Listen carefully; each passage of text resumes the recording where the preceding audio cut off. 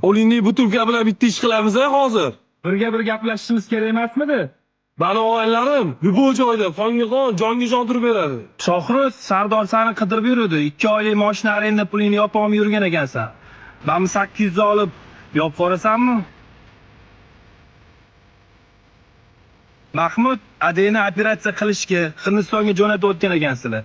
Pul yaxshigina kerak bo'ladi. Mani minni olib qo'yasanmi? Rahmat.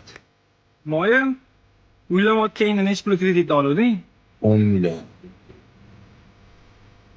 Yopib qo'rasanmi? To'g'ri aytasan.